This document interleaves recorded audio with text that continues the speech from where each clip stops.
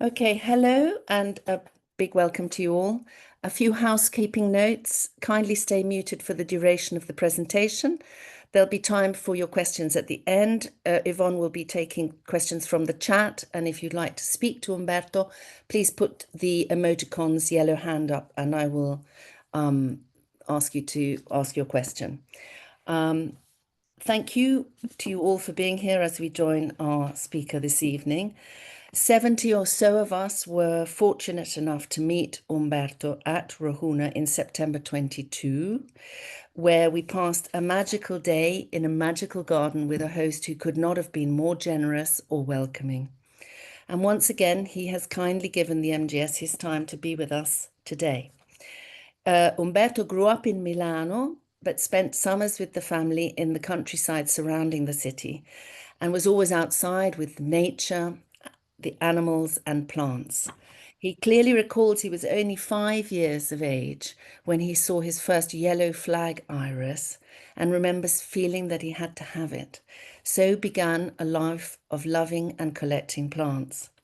Still now he divides his time between Italy and Morocco and elsewhere, obviously, writing and gardening like crazy. He has authored 9 books.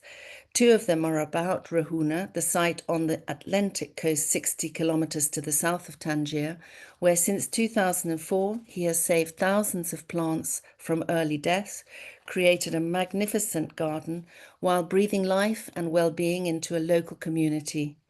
This is his tale, so I will let him tell it. Umberto, grazie infinite per essere con noi. Mohammed, would you like to share? Well, you've already shared your screen, in fact. Okay, thanks. Thank you so much, dear Angela. I hope you can hear me. I hope everybody can hear me. And thank you for being with us. And yes, I just would like to talk to you a little bit about this garden of Rohuna, which, as Angela was saying, is south of Tangier. It's between the two towns on the coast of Asila and Rash. And it's a garden which I started, in fact, more than 2004. I started nearly in 2000. I arrived there by accident. It was a beautiful, beautiful valley, completely empty, just full of stones. And in what's now the garden, there were plenty of stones, which were a big help to make the garden, and a fig tree and a small eucalyptus. Now in this picture, you can see a big eucalyptus because after 25 years of not cutting it, it became a huge tree. And when I arrived there, it was completely by accident. I was exhausted and I slept under a fig tree. And when I woke up, I decided to stay there, even if it was an unreachable place because there was no road, there was no water, there was no electricity. But I decided to stay there because I was completely taken by the unbelievable beauty of the place. And I immediately saw that there was a possibility there of rescuing so many plants who were already threatened by the mad development, the mad, I don't know how you say in English, maybe Angela could help me. How do you say development, the big development, the big... Development, yeah. Yeah, the big development of Northern Morocco. Northern Morocco in the last 25 years has gone through a terrible augmentation of population, building of roads, of marina, touristic stuff, hotels, and so on. And it was a place unbelievably rich of wild species. And I was seeing those wild species to disappear. And as I love the countryside and nature out here so much, I thought it was my due to try and do everything I could for rescuing those beautiful plants. Tangier, where I'm at the moment, was a town of 90,000 inhabitants. Now the inhabitants are 2.5 million. And Tangier was in the middle of a huge plain, which from December to late February was completely covered in a species of bulbous iris, Exiphion, called Iris tingitana.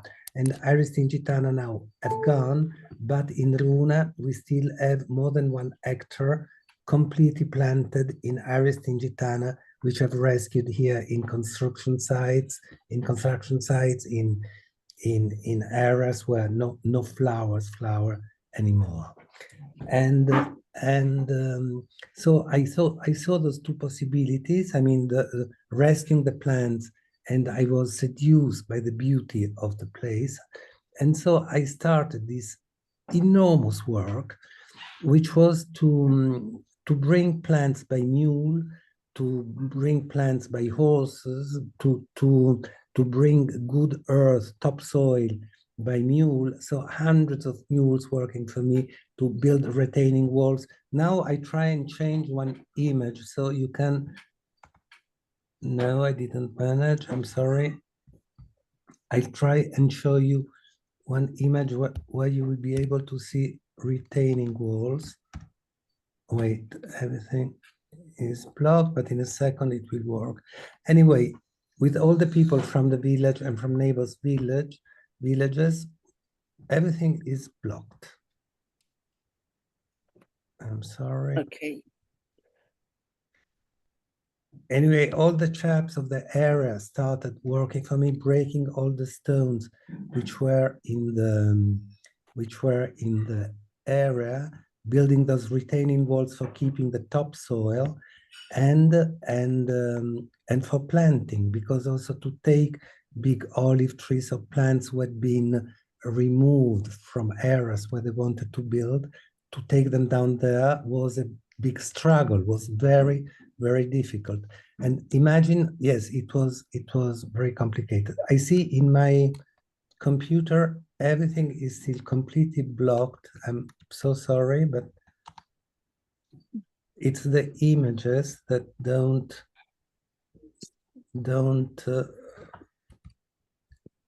they seem. And maybe close the presentation and Close. start again. Yeah, Mohammed is here. Yeah. I'm sorry, so I leave Mohammed here 1 second. And... Tu veux t'asseoir? Je peux pas.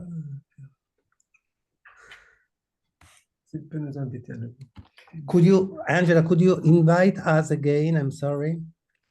Are you going to go out? You're going to go out? Yeah, we are going to go out. Yeah. Okay. All right. Well, we'll wait for you to come back in. Okay. All right. So just come back in using the link that you used to come in. Okay. Elle dit de revenir en employant le même link. Qu'est-ce que tu veux qu'elle fasse? Parce que sinon bloqué, s'il peut enlever. Okay. Angela, tu non ci puoi togliere, non ci puoi mandare via? I don't think I've never tried to do that. Okay. Certainly not the speaker. Mohammed says we need to. Si tu vas sur arrêter le partage. I can't do anything with you. I can see you, but I don't have any options on your box. On your box, I can't ask you to go. Okay, now better. Now it's moving, right? Yeah, now it's moving. Yeah. Okay. I'm terribly sorry, but No, don't worry. These things happen. It's the luck of the draw. You know.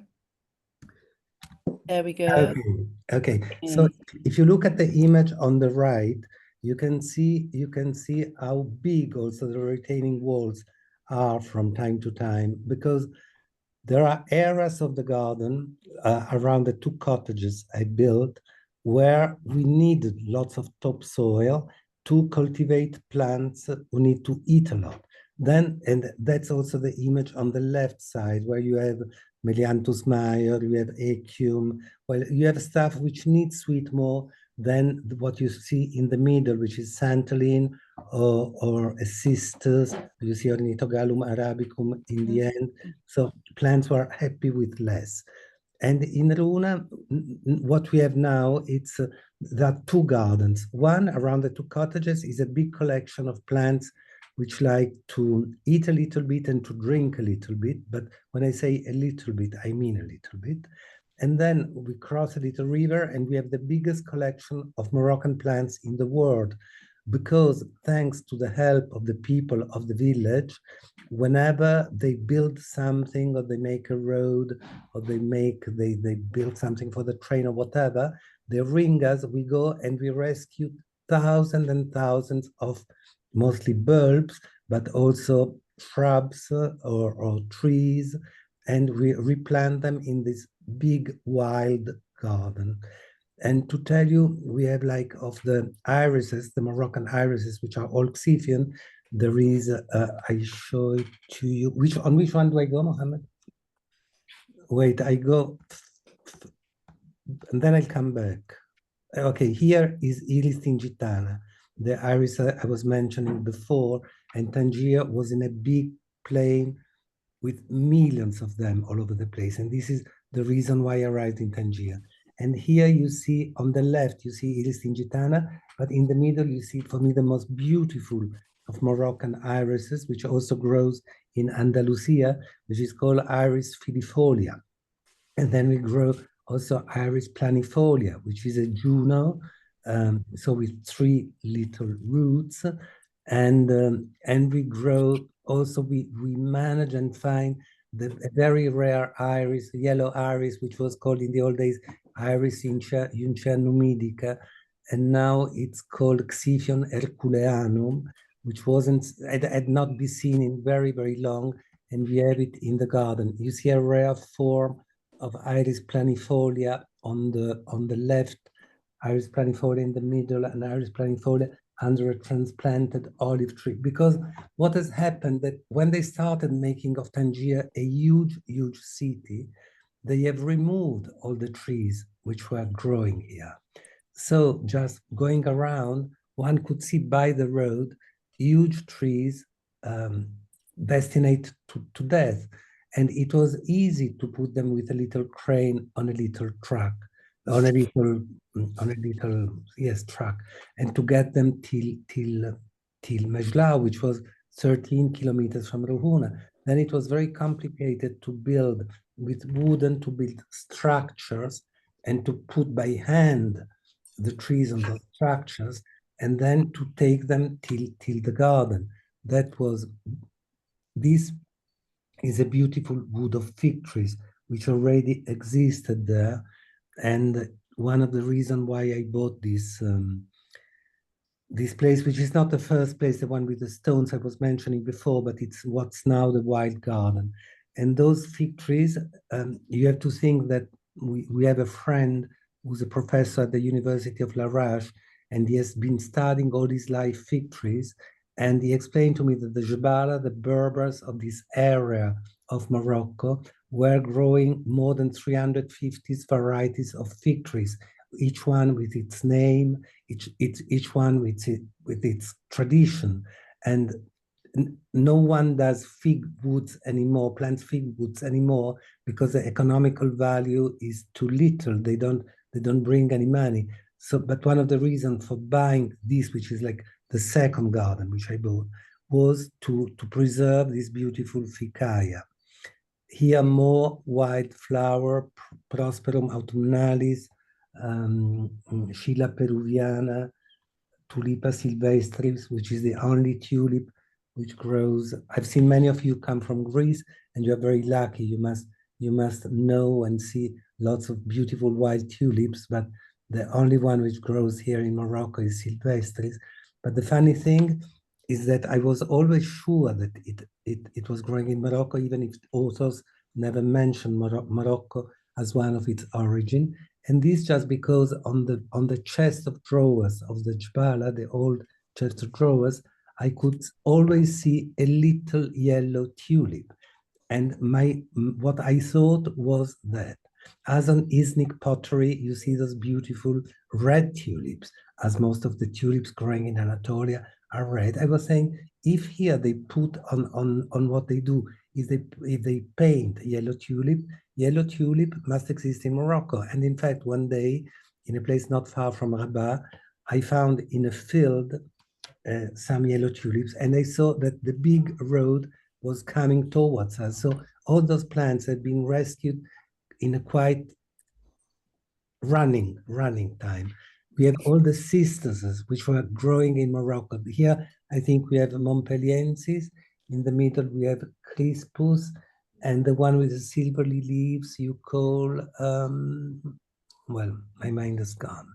Cistus, well, anyway, there were 12 or 13 species of cistus growing, and imagine that to get the seeds of some of them that I couldn't find in Morocco, I found them through Olivier Philippi, who has a beautiful pépinière in the south of France, and he was used to travel Morocco 20, 30, 40 years ago, and he gave me the seeds of all the cistus that I could not find anymore.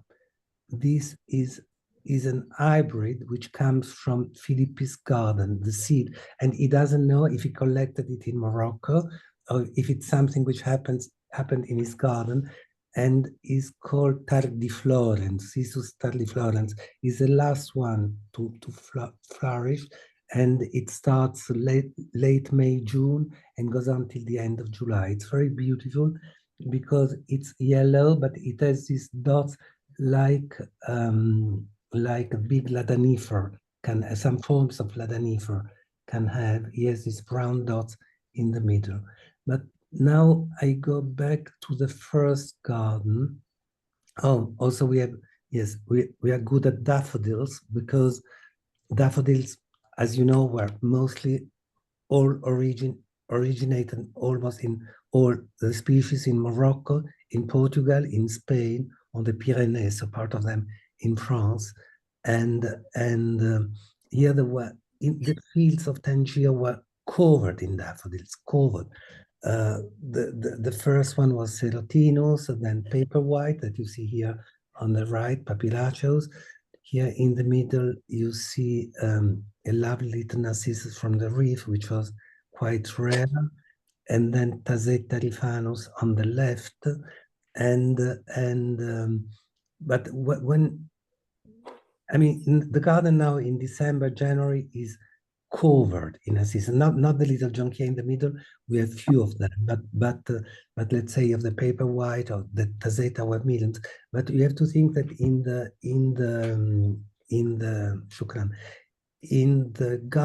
the fields of Tangier, it was absolutely, there were a triumph of daffodils, a triumph.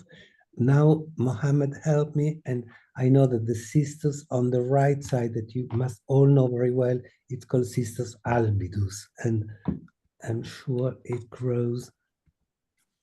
Oh, and you see the image on the right here. You see Narcissus viridiflorus, the green Narcissus, which is a jonquilla, also mostly only growing in tiny little spots in Andalusia, and was growing in Tangier, but it extincted. But thank God, with lots and lots of garden. It's an early flowering Narcissus, comes out in the meantime of the Cerotinus, and very difficult to spot because it has the same color of the early grass, but you can spot it because of the wonderful smell. So to spot it when you are in an area which is idoneous to it, you have just to walk like a dog. You just go down and you have this delicious smell, and from time to time you find this beautiful creature. And in the middle, lots and lots of paper white, which are very common, and we rescued a lot. And on the left, you see, in my hand, it's the first time I found Narcissus cavaniliesi, which is the smallest, the earliest and smallest of all Narcissus. It has no crown. In the old days, it was not even considered part of the genus Narcissus, but with DNA research, they found it's a Narcissus. And if you see the big field behind me, which was covered in Narcissus elegans, Narcissus cerotinus, now it's an highway. So all that doesn't exist anymore, which is terribly, terribly sad for me to think. And this imagine here, it's the garden around the cottages, and it's a here in which we made big work. We had to move some walls, and so we had to work deeply the earth. And you see what happens in a Mediterranean country where you disturb to a certain depth the earth. They happen. The coquelicot happen. And this just because I think in every centimeter of land in all Mediterranean countries, you have hundreds of those small seeds, but they're very, very lazy. They don't germinate unless you make the job for them. So you break properly the soil. And so this lazy creature said, okay, let's make some roots, and the poppies happens. So I think everywhere you just need to work at a certain depth the soil, and they will happen. And on the left, you see a tree, which is a tree from Tanzania called Scotia brachypetala. Now we have many small plants in Rohuna, because in those gardens, which I call the gardens of the cottages, the consolation gardens, because they're gardens in which we water a little bit, in which we have lots and lots of flowers also in summer. We grow lots of creatures from South Africa, South America. I mean, it's in the other garden, the garden of the figs, where we are very, very strict, and we only cultivated Moroccan plants. I'm sorry, I make a mess. This again is the garden around the cottages, and those are ancient pictures because they're pictures which were made by Nok Mingo, who's the author of the book we made together. I mean, she's a photographer of the book we made together. So again, we are by the cottages, and we see Dietes Vegeta. On the right side, we see Dietes Vegeta, who's always very, very happy in Morocco. And then we see a Titonia, orange Titonia. When I use plants, I use colors. I like very tacky colors. I like for me, a cottage garden must be quite full of stuff and full of, I mean, I'm not at all one of those of white things and white plants and pink plants. I like orange, yellow, red, and whatever. And maybe I have bad taste, but I don't care. Again, we are around the cottages, and this is the first, in the middle, the first fig tree, one of the two trees which were there when I arrived, and under which I slept, and which made me decide to go and live in Rohuna, which was the best decision I've taken in my life. And on the right, you see our bone garden, the bone tree, which is the other tree which was in Rohuna, with a wild olive. And we decided to cover it with the bones of the dead animals in the valley. I thought it was quite a nice way to give our respect to those beautiful shapes which were just lying in the sun. And we changed some money into coins. We made a treasure. We asked the children to come and help themselves and bring the bones they could find in the valley.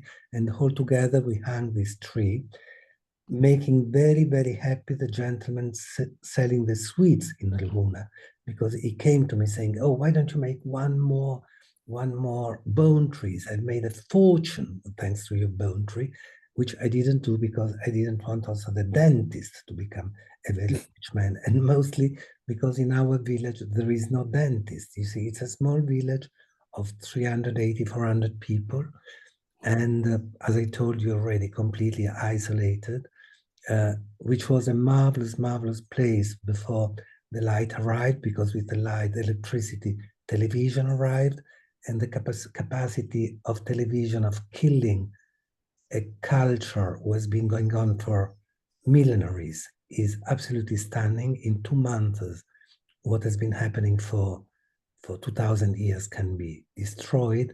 But when I arrived, I was lucky enough for knowing a word which was like the word of Homer, the word of Odyssey, and the old ladies were talking to animals and were telling stories about plants and animals and dialogues amongst. There was not the breaking amongst kingdom. It was all belonged to nature. It was absolutely stunning. But after 2 months of television, the same old ladies were jumping on motorbicycle or wanted to get a car. So it's just strange how quickly things move. But you were talking about the crew before, about the cruisers, and I mean the world has changed a lot, and it's also right that it's like this. But I'm pleased that thanks to our garden, and we have lots of visitors now. You are amongst the first one to come, the first big groups to come, and now we receive 3,000-4,000 people every year, and we have benefactors. We've done an association. We hope that the association will become one day a foundation, so the day I'm gone, all this work somehow will stay. But thanks to this garden, we manage and help the village. So we have restored the school. We have made a beautiful garden in the school. We pay 2 gentlemen that keep clean the village and the valley. In summer, we add 1 gentleman who keeps clean the beach. We send all this plastic and all this ghastly stuff to where they're in charge of, in Asila, renting a tractor. We have planted a beautiful orchard around the mosque. We help some girls to study. So we manage, we help with medical issues in the village. We have opened a little street in the center of the village so that an ambulance can get in easier. And we try and do our best for helping the village, because it's also nice that the garden becomes an important element of the well-being and the good life of the people in the village. I don't believe in garden as garden. I believe in garden as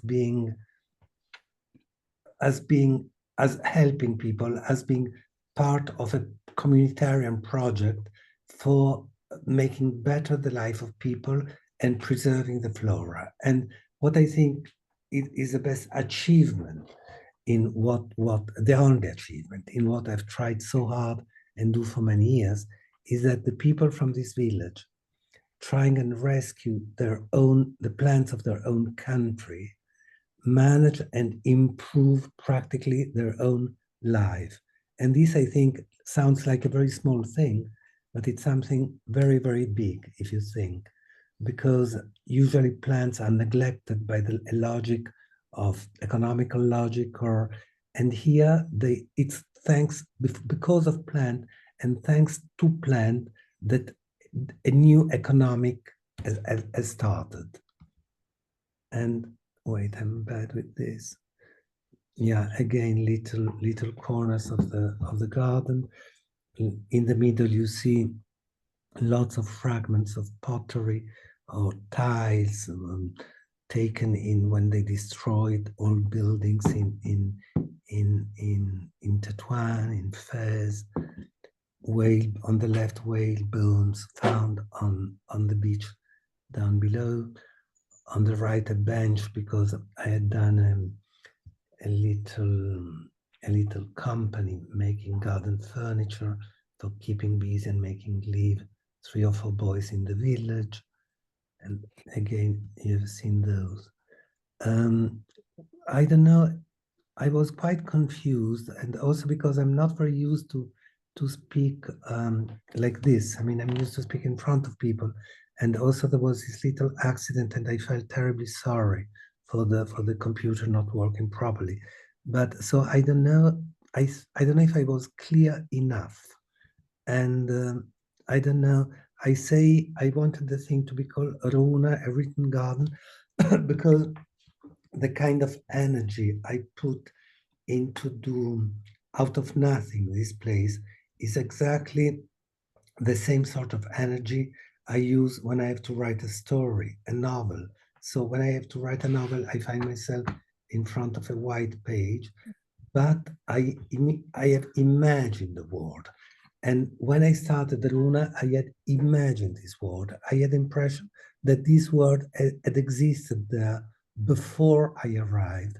And it was my due, it was my obligation to resettle things the way they had been in Phoenician times, in Roman times. I don't know but it's what I did. And now when I walk around the garden, I have the feeling that I've done part of my work. I still have to work a lot to make sure the future of the garden, which is a main thing, but the structure, the planting, and the plants, and this little world is there, and it has its function, which is a botanical function, and it's also a social function, which is to help a little village of Moroccan peasants to live a little bit better. I think I've finished, but of course I'm here to answering all your questions. Okay, fantastic. Thank you so much, Umberto. If you'd like now to go take the screen off and we'll all come into the same room, which I think will be nice for you because it's hard to speak to, I don't know what you were looking at when you were speaking, but I think it's better if we're all in vista. So so the first question I would like to ask is then regarding your foundation or the how do we support that? Is there a website that we can go to for Rohuna, or do we write to you? You know, you said that now people are visiting in large numbers and your hope is to safeguard the garden for the future. Yeah. And is there a way that we can play a role in that? Absolutely, because we always beg people so we have an Instagram, which is Yes. now maybe you can see the Instagram garden Rohuna. Can you see? Is it on the chat? Have you put it on the chat? Wait, Mohammed is doing the thing. Okay. Okay. Okay, fantastic. So on Instagram, you can write to us on Instagram, and then we have a site which is at Garden of Rohuna. And Okay. there you can write to us. And also, if you write to us, we send out newsletter, and we can send you our newsletter. And we can also explain there are many ways on how to participate to the association. And for the moment, we are an association. Okay. If you take the screen down now, maybe. Yeah. Okay.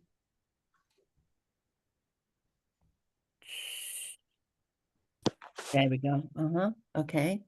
Sorry. For the moment, we are an association and we are waiting to be declared of public utility. And the day the government will declare us of public utility, and there are fixed times, I think it will be 3 more years, then our lawyers will be able to start the transformation from association into foundation. And it will not be an entirely Moroccan foundation, because we have also members who are not Moroccan, like Madison Cox, the head of the Majorelle Saint Laurent thing. They're big supporters of the association, and also they are part of the association. So one day it will be a more international thing. Anyway, I take the advantage of talking now in front of you to say Sure. how thankful we are to Jardin Majorelle and to Madison for being the big supporters they are to our association.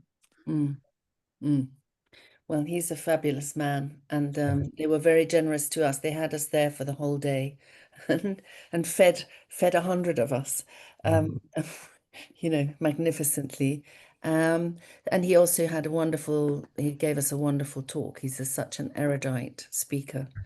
Okay, I saw some other calls. I saw some other questions come in on the chat, Yvonne, if there are any.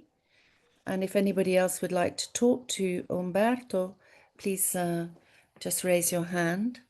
Well, first of all, what a magical place. And I think we're all just bewitched by this idea of these abandoned and discarded plants and objects being gathered up, scooped up into your lovely place and being put into a context they can not just survive but be at home and blossom. I'm struggling to remember, was this the the Spanish story of the chap who goes to El Dorado and he sees a child playing with precious stones, sapphires and rubies and things in the street, and he goes over and starts to pick these up, and the child's mother comes out and admonishes the child and says, "Stop playing in the dirt," and makes him throw them away. And the people in El Dorado don't have any appreciation that these are precious stones, and so the traveller is treated to this terrible conflict of what is valuable to him has no value to the people in this place, and how does he reconcile that? And I think the involvement of community, of course, is so wonderful that you're able to get that engagement. I can't imagine it was easy to do. We have a sort of an example here in central Italy, Shepherd Craig's garden of the Bosco della Ragnaia. It's completely open. Anyone can walk in any time. And the way he protects it is to have the local young people come and do the work of the planting and pruning and maintenance, because they've bought into the concept of the garden. So the chances of the young people coming and trashing the place is much less, and it never has been suffered any damage as far as I know. But I mean, that takes tremendous vision to be able to achieve all that. I think the thing that people are most keen to find is the names of all these bulbs. Angela, are we going to have a plant list? I've got, I mean, first of all, the whole list is in the book, which is which I can go and get. And I think that you guys have sent me photographs of the list.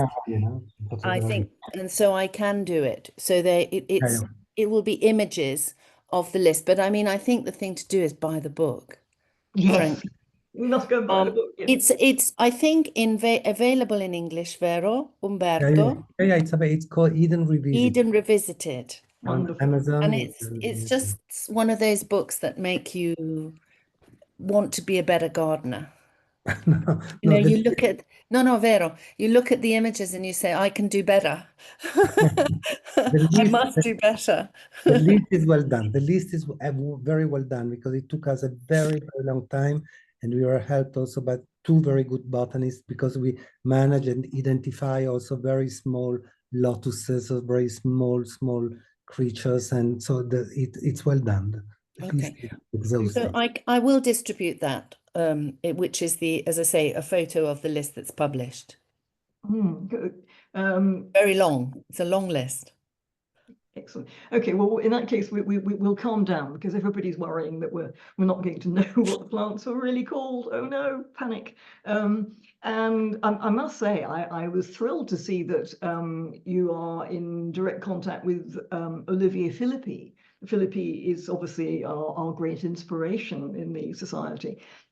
And I too have the Cistus tardiflorens just about coming into bloom in my garden, and it came from the same place. So we're big enthusiasts for everything he does. And so just to tell us again, that yellow cistus, did he create it, or did he find it in Morocco? Allora, this is something he doesn't know, because he collected so many sisters in his travels in Morocco long ago, and not only sisters, as you know, so many plants, that suddenly this thing appeared, and so he says, "Oh, it's something got hybridized in my garden, maybe an Elianthemum and the cyst." Now they're all called sisters. The Elianthemum are getting very, very little. Or it's a seed I got somewhere, but it's very difficult, because with seeds, what happens? You think you are seeding 100 things, and maybe you are seeding 101 thing. Excellent. I think it's the irises that I'm particularly transfixed by. But can everybody go on mute, please? Because we're getting people blocking out the screen. If you'd like to speak, could you, Lana Underhill? I'll do it. Okay. Well done, thank you. Okay, look, we don't have any, oh yes, we do, sorry. Yes, everybody's busy looking for your book right now online, and frantic typing going on. Carol Bornstein is asking, this is an interesting question, are there other botanic gardens in Morocco collaborating with you on the plant rescues? Allora, not on the, well, on the fruit, as I told you, the head of the botany department of the university in Larache, who's a big expert on fig trees, is helping me with fruit trees. And he's a fantastic man, very, very knowledgeable. And so we try also in the orchard only to grow local varieties of trees, like very good local apricots, very good local peaches, all those more than 350 varieties of figs that we got maybe up to 18, and we still are looking for the other ones. But rescuing local plants like bulbous or like all the subspecies of, how do you say, buchanno, you say in English, arbutus tree, or all those, or there are so many viburnum, so many, no, there are not other people rescuing, that I know rescuing this stuff. We have somebody in Alicante who helps us studying the bulbs, and we send seeds of the bulbs, and they're much better than us to grow them because they're proper conservatory, and then they help us. They can study the DNA, so we see that subspecies of a certain species also exists in Spain and so on. But I don't know any local garden or structure who tries and preserve the local flora. So you're real pioneers. A little bit. Yeah. Oh, I should mention that Carol asking that question is in California, and she's very much involved in botanical garden design and development. Teresa Taylor, who I confess I don't know, I'm not sure where she is asking about how much has there been an increase in local insect life, pollinators, as the garden has been developed. Have you seen a big change? I've seen a big change of two things: much more insects in pollinator and much more birds. That's unbelievable.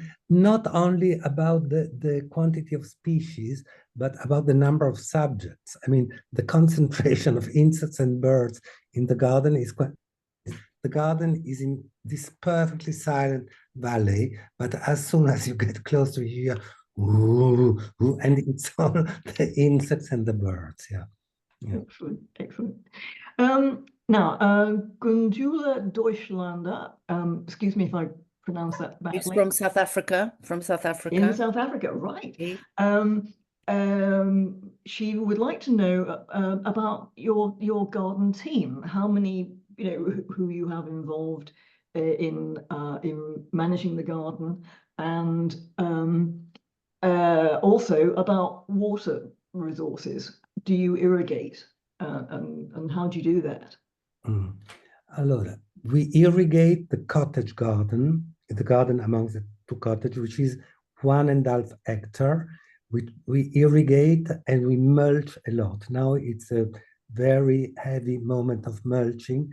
We go and cut the bracken in the forest, and we mulch with the bracken, because the bracken is the best because it acidifies the earth and mulches it very well. So we do a lot of that just to save water. In the wild garden, we have to water the young plants, of course, not the bulbs, because they want to sleep completely in summer. But if we have little subject of Arbutus unedo or Anthracnoides or Ginista, there are, I don't know, I think 60 species of Moroccan Ginista. So at the beginning, we have to water them for the first 2 or 3 years. We do very little because it's easier to kill with water than to help with water in a climate like Morocco. And the gardeners, I have 3 gardeners, 3 boys helping in the cottage garden, and 3 boys helping in the wild garden. And then we have extra because everything is handmade, like the mulching, we cut the bracken like this. But that also has a precise reason that we have to try and employ as much people as we can. So whenever we have a certain amount of money and we are not paying for something medical or for something directly linked to the garden, we try and employ for a certain amount of money one of the young men from the village or one of the girls from the village, so we can give money back. So even when the group's coming, we always have a lady or a girl from the families in the village coming and cooking to give them money, and we have to pay attention that it's not always the same people working, that to have new people. So it's the gestion, I don't know if you say gestion, the running Management. the management of the place is quite complicated. Yeah. Interesting, very interesting. And I can, Teresa, who asked the question about pollinators, tells me as she's in Corfu in Greece. So we stretch right around the world here on this call, which is wonderful, isn't it? And Sean O'Hara, who's in America, has found your book reviewed on goodreads.com. So that's good. So everybody's been quite busy getting your book. Wonderful to be in Corfu. Cosa? What? Sorry? Che meraviglia essere a Corfu. Yeah. Really a special place. Yeah. Okay. Now, I don't have anything else on the chat right now. So, Angela, can I hand back to you, please? Sure. Anybody would like to say anything to Umberto? Ask another question? Catherine, hi. Catherine's in San Francisco. Catherine Greenberg. I think you've met. Yeah. You need to unmute, Catherine. Sorry. Hello, Umberto. I met you a few months ago. I remember you. In Marrakesh, and I did visit your home in Tangier and Rohuna a few years ago with Sofia Barroso and a group from the University of California Botanical Garden. It's wonderful to see you. Your presentation was fantastic. And I wanted to say that growing up in Central California, Monterey County, the climate of Rohuna in Larache, a few miles south, is very, very similar to California. And my father was working there in the 1980s. I first went to the area of Rohuna a couple of times in the 1980s when it was fields of irises and really lovely. And then returning to see what you've created is just fantastic. And you've just described it so beautifully from your own experiences and perspectives in your book. So it's just great to see you on the screen from halfway around the world today. Thank you so much, Catherine. And I also want to, you let me some seeds, and I want to thank you because you let me some seeds, a little envelope of seeds. Well, I hope to bring you more and see you another time. And my love to Madison when you see him also. Thank you so much. Thank you so much. Big kiss. Wonderful seeing you.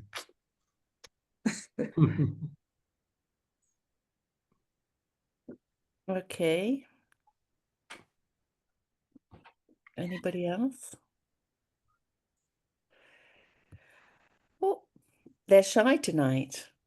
Well, I will then draw the meeting to a close. Thanking you for your time. Angela? Yes, hello. Could I ask you one more question, Umberto? Sure. Do you grow any irises from California? I have hundreds of irises in my own garden, which is all California native plants. Iris de Glaciana. Wow. They're really lovely. One cultivar that's called Canyon Snow, which was an introduction of the Santa Barbara Botanic Garden, white with a yellow center. Wow. And I know that you have so many incredible, exquisite irises growing in Rohuna that are native to that region, but we do have that one. And if you don't have it, perhaps I can bring you some. Yeah, bring some seeds, of course, because in the cottage garden, it would be lovely to grow them. Because for the temperature, the climate, it would be perfect. They will not hybridize with my Xifian, because it must be hybrid of, I mean, different species. So it sounds wonderful. Please, please. And if you have it, it will spread by seed. I have it cascading down a slope into our creek area. I remember, hundreds of them. I remember you telling me of them. Yes. Yeah. So Thank you so much for being here. Thank you, Catherine. Thank you so much. Okay, right. Okay, so it was great to see you again, and I hope that we'll see you again in Morocco. Come or and see maybe us, in Angela. Italia, if you're always welcome to all of our gardens. Thank you, Angela. You're very, very sweet, and I will come to the Cinque Terre, not in summer, after I heard what you are saying. February or January. January, February. Yeah, on a weekday, only on a weekday. Absolutely. Yeah, at maybe 8 in the morning. Yes, That sounds perfect. but it can be done. It can be done. February the 1st, 8 o'clock in the morning. Va bene. Take Okay, care thank and you, everybody. thank you. Come again to Morocco to see us. Sì, assolutamente. Grazie. Thank you, everybody. See you in September now. Happy summer. Happy summer. Nothing happening until September now, which is nice. We have a date with Dan Hinckley. I have written to say, Dan, are we ready for September? I haven't heard from him. You remember that Dan came late to the party last November. So hopefully that's happening. And that will be when we're all back from our summer or our winter, if you're in the southern hemisphere. Angela, before you sign off, somebody on the chat is asking, how do they book a visit to the garden? So outside of our, our organized tours, as an individual, how, what would be the best? This is Gundula Deutschland would like to book a visit, or might like to book a visit. How would you do that? Writing to the site, Garden of Rohuna, and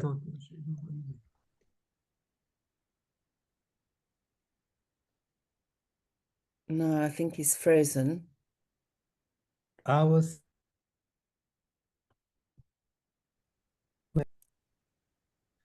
Hello. Yeah. Hello. Yes. Yeah. And there's an email address on the chat for anybody who would like to write in to book. Did you send an email? Yeah, we got it earlier. We can get it from the, first of all, from Instagram at Garden of Rohuna, and then the website is www.gardenofrohuna.com. I didn't see the end. There'll be ways to get in touch. Okay, and everybody's just saying how beautiful and how much they would like to come and see for themselves. Do come, please. You're welcome. You're welcome. Wonderful. Thank you. Thank you so much. Goodbye. Thank you. Thanks again, everybody. Stay well. Thank you, Umberto. Buonanotte. Buona serata. Ciao. Okay, thank you.